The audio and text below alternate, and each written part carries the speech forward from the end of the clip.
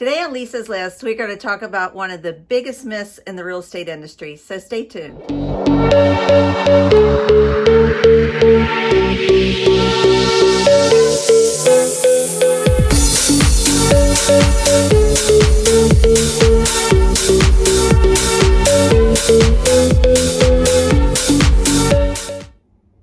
Hello everyone and welcome to Lisa's List. I'm Lisa Patterson with Daniel Ravenel Sotheby's International Realty here in beautiful historic Charleston, South Carolina.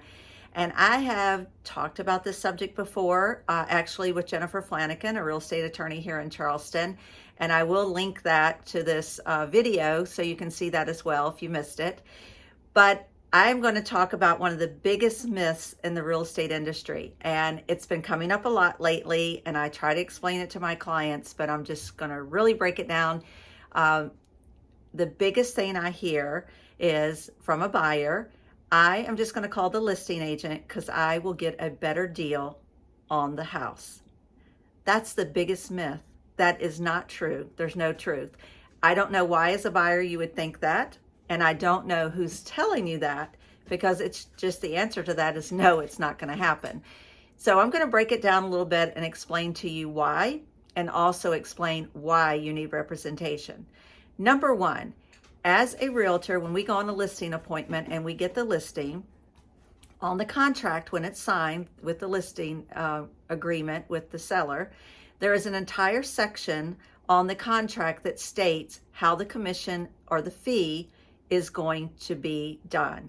It provides the amount of the fee, the percentage, how it's going to be split. It's going to be half to the buyer's brokerage and half to the seller's brokerage.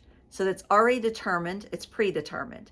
That also goes into the multiple listing service. So all the realtors that are members of the multiple listing service know that information. It's already done. Most of the times it's not a variable commission rate.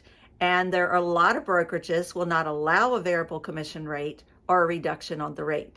So already done, already negotiated. So a lot of buyers think, oh, well, I just had one just the other day to show this. Well, the commission on that would be $45,000. So if I'm not paying that to a buyer's agent to represent me, they thought they'd get $45,000 off the price of the house. Doesn't work that way.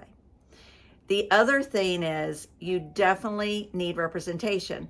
And what happens on, let's say you went right to the listing agent and you thought you were going to get that better deal. What happens to that commission then? The entire percentage goes to the listing agent. So if a listing agent, I would like that if I've paid for photos and marketing and done all this and I got to keep the whole pie, that would be great. However, you also need to take into consideration, I'm one of those agents, I don't like to do it, where I have the listing and the buyer comes directly to me. And I'll tell you why. Because I know that that buyer has absolutely no representation. And I think that people need to have representation. There's a lot of agents like that. A lot of agents in my office are like that. And a lot of other agents. So why do you need representation? I'm going to tell you why. The agents in South Carolina, before you have buyer's agency, work for the seller. That means we can't tell you very little. It's very little we can tell you. We can't disclose certain things.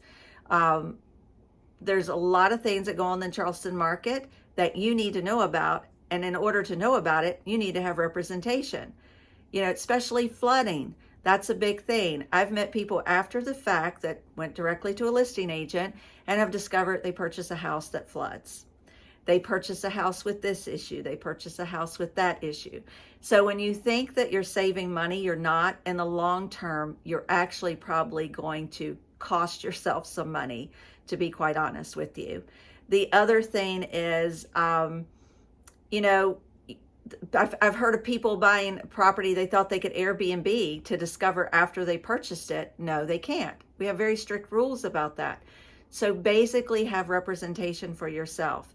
It costs you nothing to have representation. So I don't know why buyers don't want representation. They think they can do it themselves.